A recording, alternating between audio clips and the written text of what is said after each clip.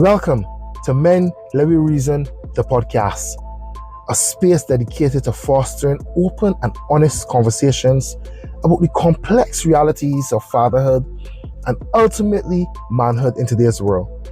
We will be exploring the unspoken issues that we men face, shedding light on what society expects of us, our emotions, and our social interactions at all levels, especially within the family. This podcast isn't just about acknowledging issues, it's about us men being accountable, transparent, and finding solutions while building strong support systems. So, men, let me reason. Yeah, people, and welcome back. This is Men Let Me Reason. Today, we're focusing on the fears of fatherhood, navigating those fears and the doubts that we fathers face. With me is none other than Mr. Corey Marshall and none other than Mr. Gerald Walcott, aka Jerry. So, we really want to use this space to discuss the issues, get all of those thoughts up there, and we really want to impact men and families in a real serious way. Now, as we delve into the fears of fatherhood, I guess I can just put it up there and maybe you guys can just jump in, There got a lot of men out there that fearful. From the time they hear the girlfriend pregnant, the outside woman pregnant, so these men just get frightened. Or sometimes even in a relationship, these men, when you woman come and tell you having sex, every night sometimes. Some people not so regular. But then all of a sudden, baby come. And for some reason, men just tend to want junk shit, disappear. And, let me start at the beginning. Because these fears has traveled through as a child come at different levels of parenting. But let me start at the beginning. What do you think men just get frightened? Well, from my personal experience, I was young. I was 18. And I was scared. I was really, really frightened. And I'm not certain whether that fear was because I don't even think it was the responsibility because I get responsible. I was 18 years old. Mm-hmm. But for all my life, sex was taboo. You didn't really supposed to talk about sex. But you having sex though? Yeah, you're doing things. I mean, I remember my mother asked me one day if I having sex. And I tell she, I said, man, as a Christian, I ain't really about that, so I didn't ever have sex after I married. But the real truth about that, she see that she probably got a backside when she gets right?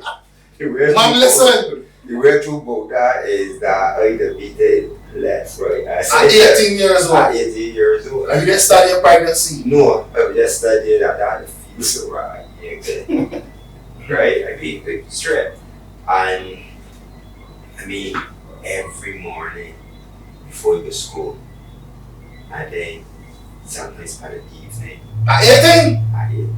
Well, that's when she got pregnant when I was 18, but I met her over in school. Right, okay. Right? So we were just doing things that we probably should not have been doing at that time.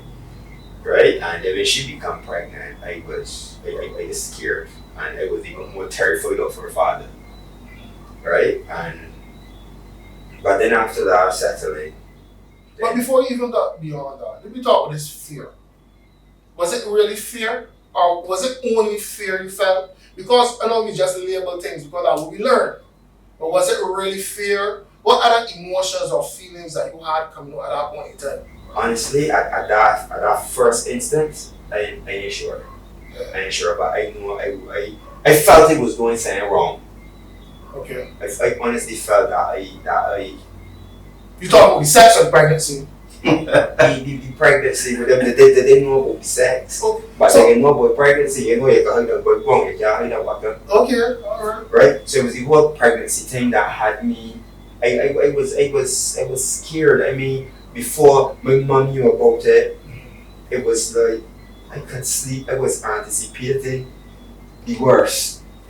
But then from the moment I told her it was different. It's those fears. So I felt a little easy. And then as time progressed, I become really excited. But then it started let me seriously check myself. Or we can talk some more about that. Where were you? For me, I'm glad that you use the term fear and doubt associated with parenthood, especially for fathers. Now, I think the first fear or doubt for a man can be this baby is really mine, though. Because we come up watching Jerry Springer, Maury, Forrest Court, or you the father, you understand? So to me, the first fear or doubt for a man got to be if this baby is really my baby. But on a personal level, not that I ever had that concern. My children look like me because But that got to be first concern, or that's usually the first concern? no, you said fear and doubt. Okay. Fear and doubt. That was your intro. Fear and doubt. So I said that would be the first doubt if this baby is really my baby. But on a personal level, I was probably doing things at your age, but I use condoms. But I had my first child at 25. I have 3 children, so I had my first at 25. My fear, I grew up without a father. I was part of the absentee father little thing that we got going on here in Barbados. So I was part of that. So my fear was not being the absent father that I almost had. I never had. So that was my initial fear going into parenting, not being my father, if I could call him that. So that was my fear. I remember seeing I watched all of my children, the delivery, and I remember seeing my son. They say, "What am I supposed to do with this little human?" No. So that was my fear, living up to the expectations I had on myself as a father. So that was the fear associated with parenthood for me. Yeah, and that's natural. But how, as a young man, being fearful, God, the time that we're supposed to be strong, we're supposed to be tough, we're supposed to go and deal with anything that comes in there. You understand? Society just put real pressure on men and young boys too, because that's where a lot of young boys having a lot of sex because they tell you that we got food enough, excuse the language, and got enough girlfriends and have enough bodies, enough stripes to be a man. You gonna tell a girl who's a virgin at 19 she can laugh at you, and they might understanding the pressures that they put on us men, right? But the pressure of society, was that an added factor for you, Gerald? How people think, how the community think, how you mother church friends will feel, the family. But that's where you're hiding. That's where you're hiding. But you can't hardly know a baby coming. Yeah, but I honestly don't remember. Honestly, that's so long ago. Or you like it up weird. Or possibly, I know, but I honestly, I know my grandmother would have been a little upset. She was a little upset because my grandmother was a serious church goer. But actually, first thing when my grandmother started planning a wedding, and I tell me, Gerald,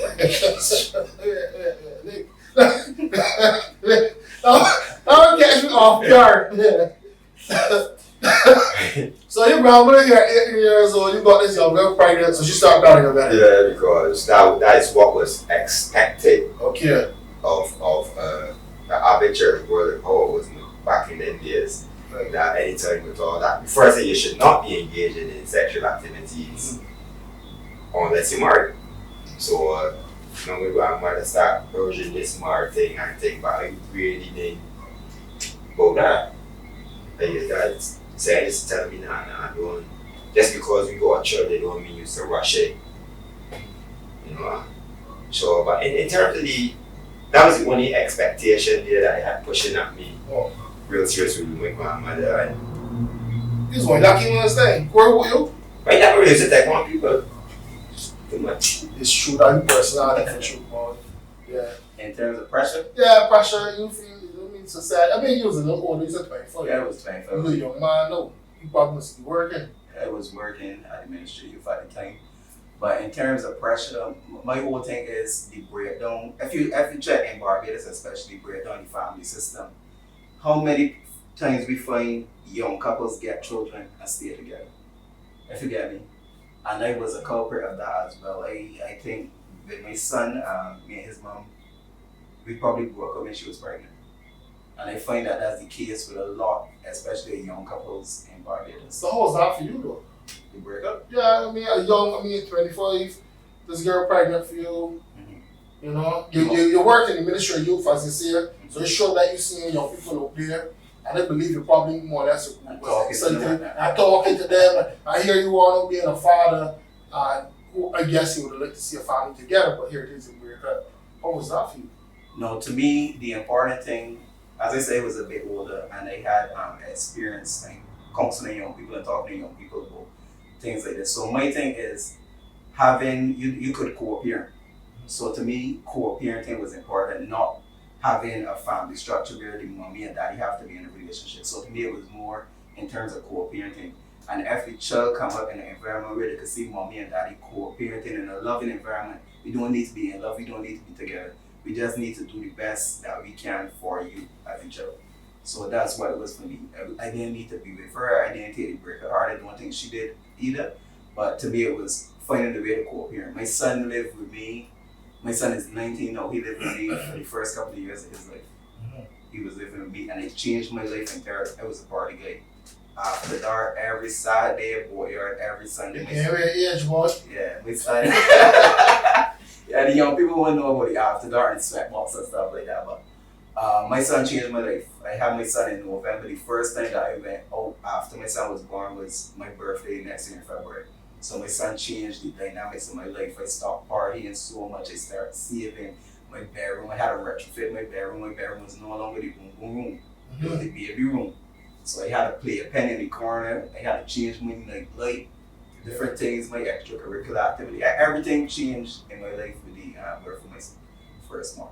Yeah.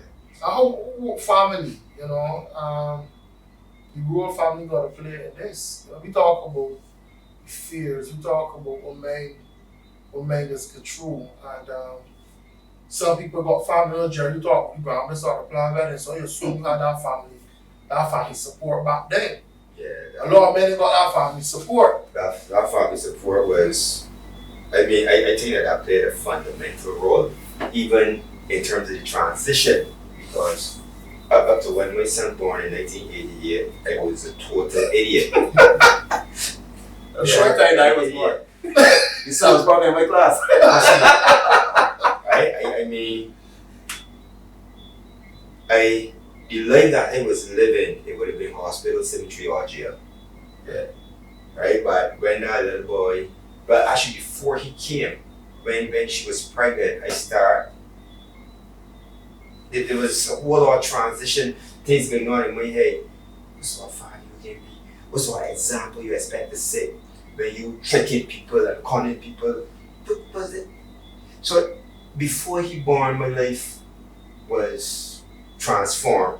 That I was at the Polytechnic at that time, and I was not at the Polytechnic because I chose to be. I was at the Polytechnic because I feel that if I wanted the Polytechnic, I could get more free money out of my parents. But I just always say that my father was a genius, that where I was only seeing just the tip of my nose, my father saw the rest of my life. Wow. Because here it is now, what I went and studied at the Polytechnic is how I earn a living today. When I went to the Polytechnic, tricky. By the time when that pregnancy come up, right? My entire life changed. I stopped playing wrong in Polytechnic and then where I ended up in Polytechnic with credits and distinctions. So right? so it was a case that you tricking, he more or less tricking you. He tricked me, yeah. He tricked me. Well, you know, right? things, You know, and when I started to work there, my first job was at Transport Board as an apprentice at $265 a week with some papers. The cost said $100 every week and a half. And the milk no money blew up. So I never grumbled, I never complained. I stopped more that outlet for partying just like you know, I was just struggling and doing it, and my mom realized the struggle and she stepped up and helped me financially. She told me, "Oh, Jerry, you continue to buy the Pampers. I can take care of the bill, I can take care of the medicals." And my mom stepped in there and make sure that everything was everything without me asking. But that family support, I mean, That was paramount. especially at a time, Yeah. a critical time in your life, you're studying, baby coming, and you really want to still study, you know? So that really that was critical for me. But then as I went on past the apprenticeship stage and I started to work for more money and stuff, then that mother support kind of weaned off and I took care of it. Well, of course, we can't spend money support. Yeah, by me to be honest with you, he 37 years old today with a daughter. And if he called my mother and said, "God, it did." Right. So, But listen, this story is so real romantic. It's not real romantic, it's so real sweet. they call that sweet part. But what would the youngsters out there that ain't got that support? The young men out there that ain't that had a love fling, crop over time, now sex is happening, and ain't got that support. Or even the man that go there so I hit same by side. You understand? And in December, you get a phone call. He said December. You get a phone call, you know what I mean? Or summons. You know? And he got that child there. Somebody say like, I'm pregnant for you. I mean, like oh, let me deal with that situation. And oftentimes, it's the young boys. I mean, not saying the older men don't want issues too, but the older men may deal with it differently. They may be more financially stable. I could do things differently. But let me talk about these young boys. Yeah, but I see, through my experience as a youth worker, I disagree with you in terms of young boys not having that support system. I feel the young boys have that support system. Because if you try a young man to get a child, it's his mom or his grandmother that taking care of the child. He's still outside on the block, he still get to live his life and everything. And poor mommy or granny taking care of the child. So I don't necessarily think there's a case Well, that... it should be sort of, I mean, real thing. For real, you really think that should be the case? I think one of the major issues there is that mothers just perpetuate our ignorance a lot. Because in my case, I didn't ask my mother. Mm-hmm. I didn't leave out my responsibilities. I was trying against impeccable odds. My mother realized that I'm having those challenges and offered help. And I accept. But at which point does that help become baby? No, but when, like, for instance, I received a phone call a couple of weeks ago. This young man he's 40 years old. He have 3 children, no job. Live home with mommy. 3 children live home with mommy. Mommy taking care of that. And he wouldn't even go and read the yard. So he taking care of 4 children then? All he doing over here is his house smoking weed. He wouldn't even read the woman yard. Oh, he's beating. Right? What we still doing there? Because the mother encouraging that foolishness. And it's at that point that I think the mother should get locked up for ruining 4 lives. So we saying all that type of irresponsibility we seeing coming out in some men due to, I guess, over support from family. Yeah. And I over support might be a little. I ain't sure of that. Well, I guess use that term. But it's just my tough love. Okay. Tough love. Because you see my father told me that there was one time everybody short everybody. I asked my father for their help. My father said, let me tell you saying, right? I get bug this here for you know. But don't ever come back to me again. That's your responsibility.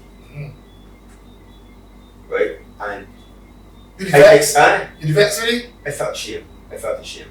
Ashamed. Okay. I felt shame. Right? Wait, good question. Because you asked or due to response? Because I asked and then the response. Okay. Right? And it's not that I didn't have the money, I didn't have all. I was short about $25. And I asked my father for help. And it was honest until he wanted help to buy these pampers. You know, he wanted to tell me that, don't worry about it, I can buy these pampers for you. but don't ever come back because that's your responsibility and saying it.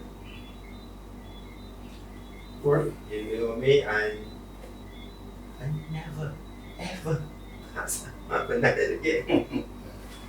Understood, boy. You see, I get one of my perspective, but I also got my perspective on this situation.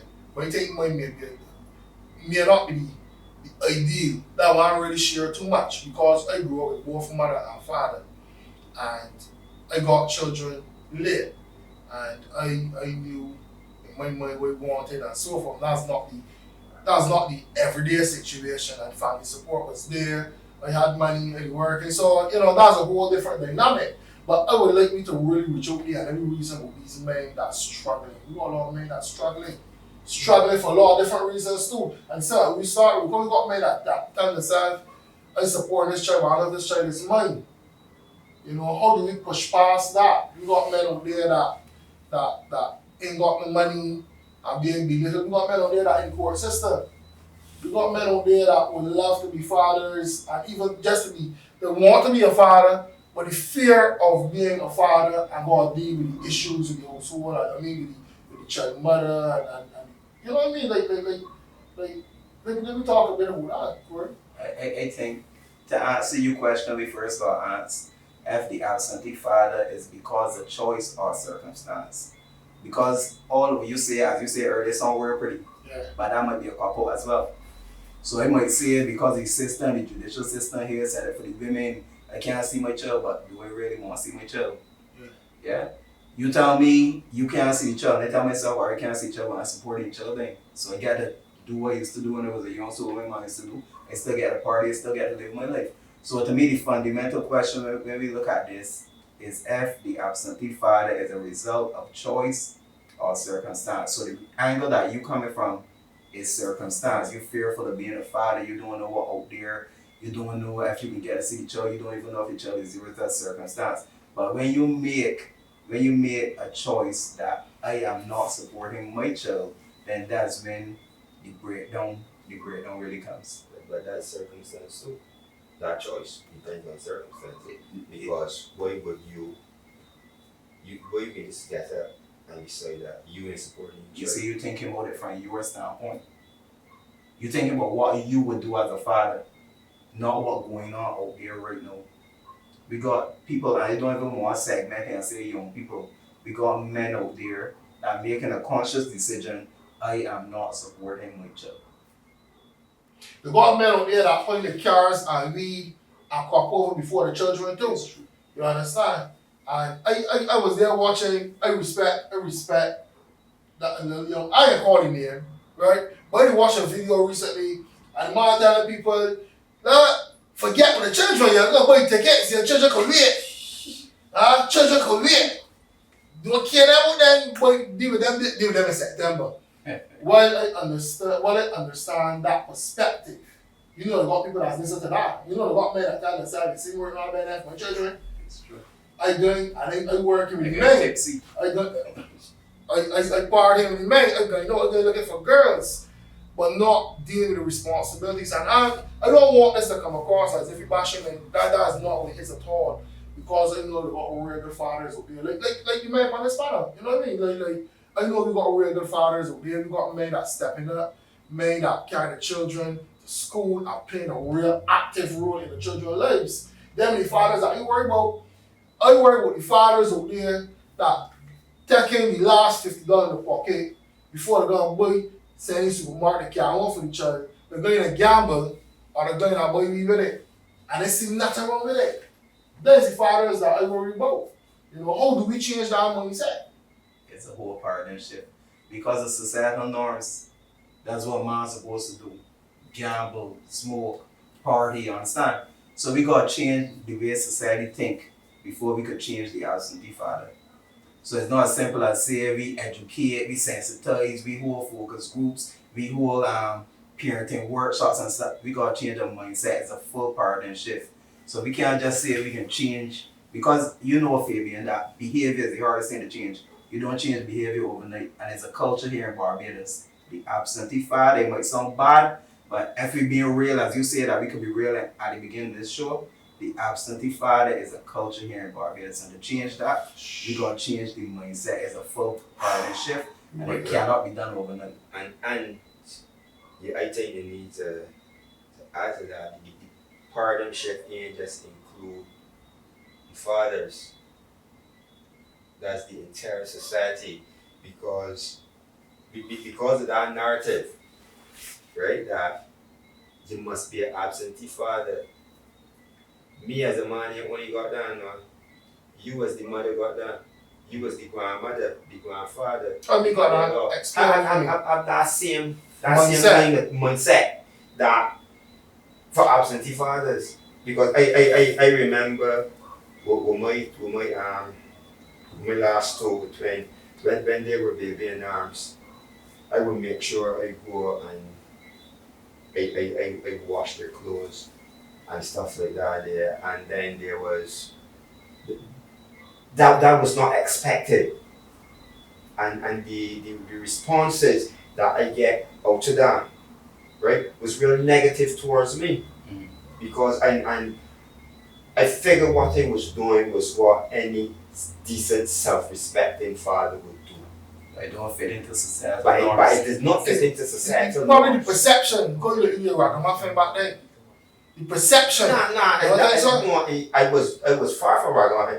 But by that time, I was already smooth out. I had already attended college, degree, teaching, all that. I was a done changed individual. You know? But in your eyes. Huh? In your eyes. I was a changed individual. But people don't perceive that sometimes. Right? But they didn't know me before. Right? So, but it was taken as negative. You know, and I was doing the best I can, believing that okay, you know, because it was a twin, it wasn't a natural birth, so she was not able to move. So I made sure I was there and doing everything, make sure that she had something warm in her stomach before the first feed a morning. But then she lay down and no, so when you plan over them.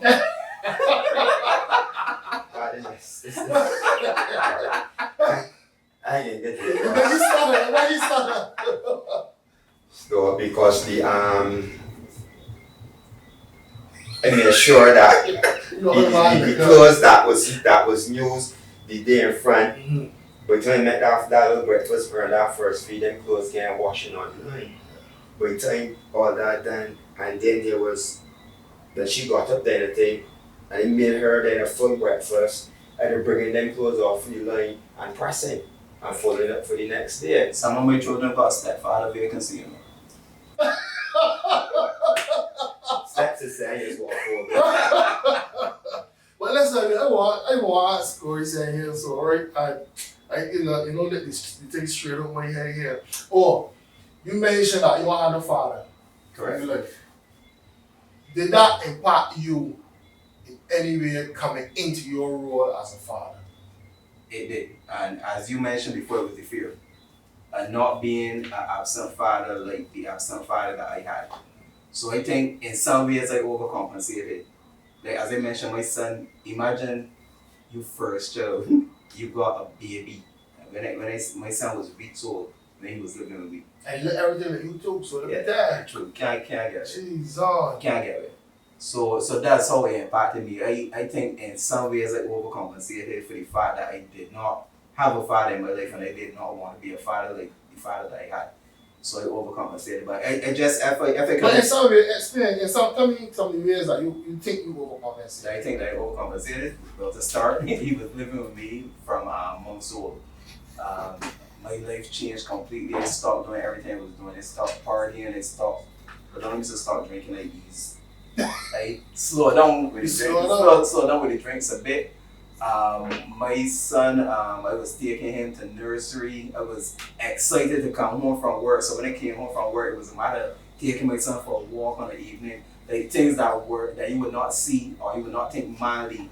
So it changed my whole perspective of life.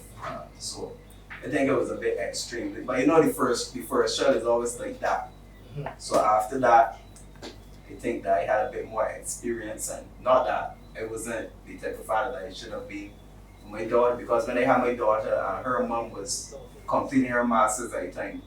So I had my daughter most nights and stuff like that. But I think I overcompensated in some ways. But if I can, really quick, I just want to expand on a point that he made. He said, he mentioned the role that females play in the absentee father. I just want to expand on that. Because we all know, we mentioned before how relationships end as soon as the baby born. But what happens then when the father enter a new relationship is where the whole thing is breakdown now.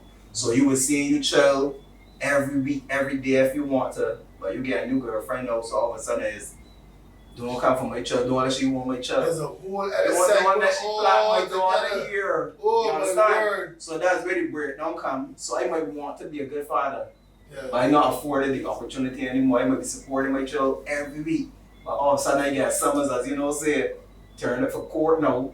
I support my child through court. And all of a sudden, use the worst thing. Correct. And the things that, the two things that does not hit you with, right? You're abusive or you're sexually molested children. But man, we got a segment on this alone. Let me go open the can of worms. No, but No, the need to get open. The need to We get got a open. whole segment on that. But these are two of these are red flags. From the time you hear that you're a pedophile or you're abusive, the boy won't hear you no more. You see, that's how we can discuss this. that's how society just paint men.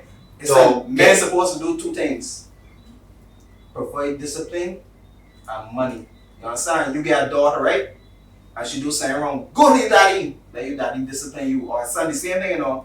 The ice cream van come out Sunday, go to your daddy and get money for ice cream. So what we telling me children then that men supposed to do what?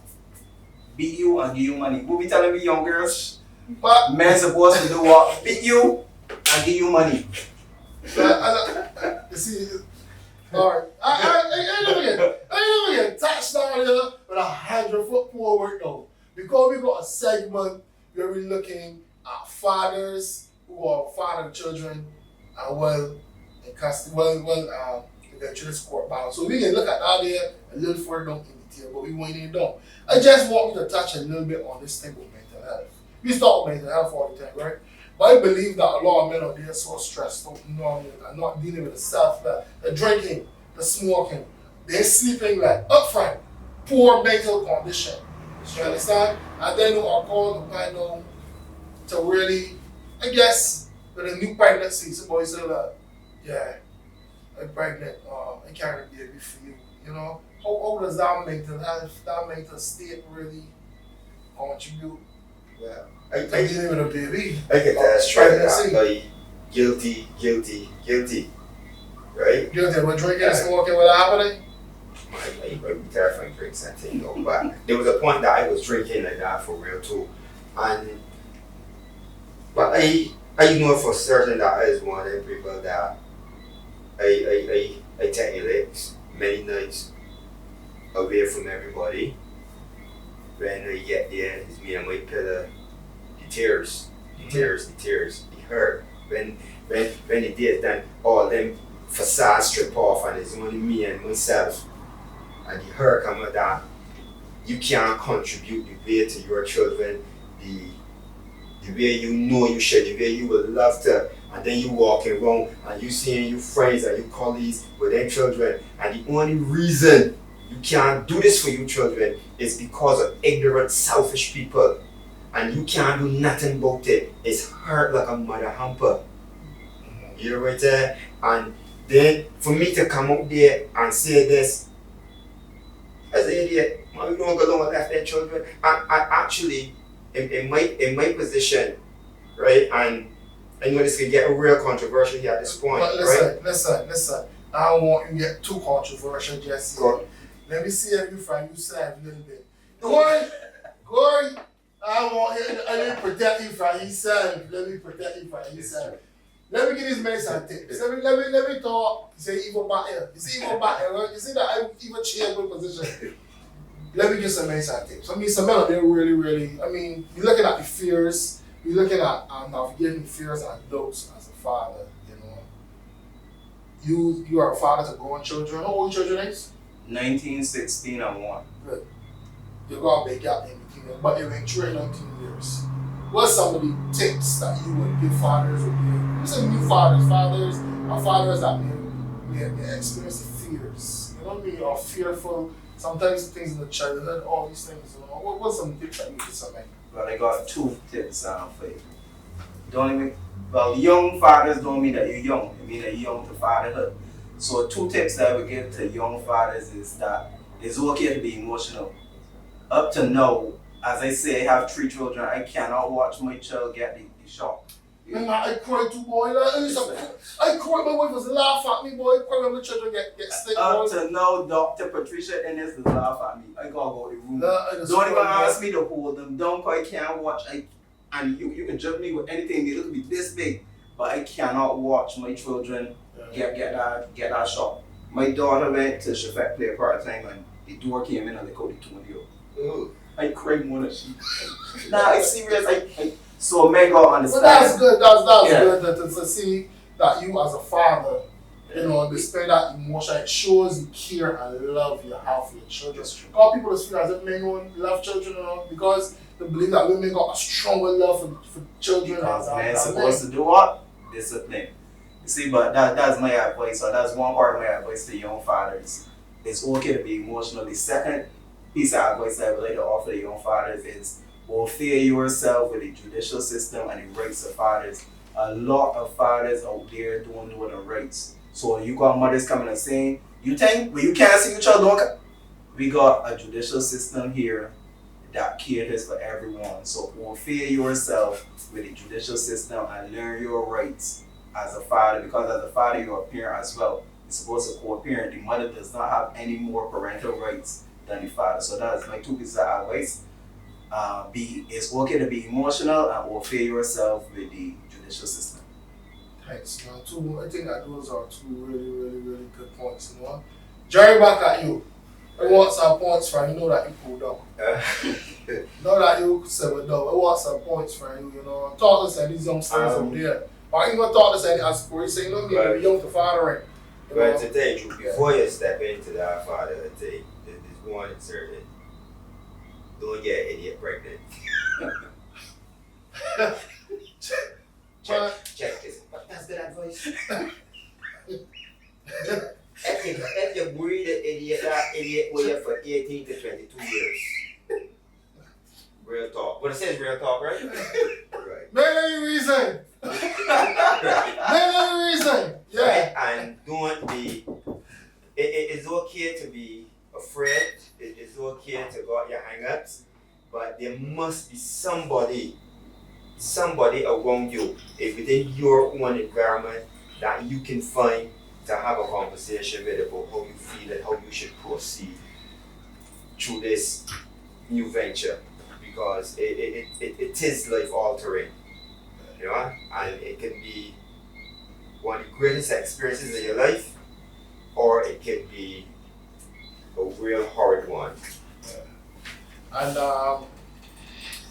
you know, I would also add some tips and let fathers out there know that it is okay to reach out for support. You know, don't be too big or too macho to reach out for support. Support is there. We have so many organizations in Barbados. We have our organization, Men Empowerment Network Support, and we are on all social media platforms. Along with this podcast, Men Every Reason, you know, reach out for support. You know, there's always somebody there to talk.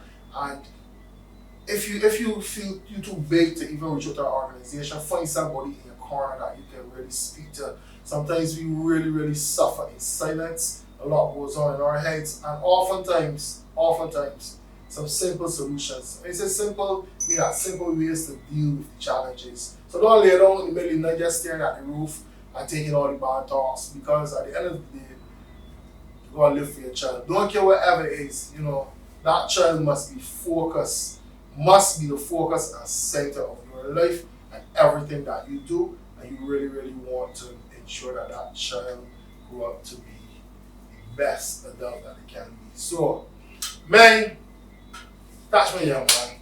Thank you for coming out. You know what I mean? I think we had a good discussion. We did, it's that. And I think we touched on some real serious points. And I look forward to another conversation. So people, looking forward to episode 4 of Men Levy Reason. Tune in, we are available, and we are actually present on all social media platforms, live and direct. You know, just every Tuesday, 6 o'clock, log in and share with a friend, share with family. You know, you can go your little watch parties, but get involved. You know, we really want to impact men, we really want to change the narrative, and we really, really want men to be better fathers and better men ultimately. So, until next time, men, let me reason.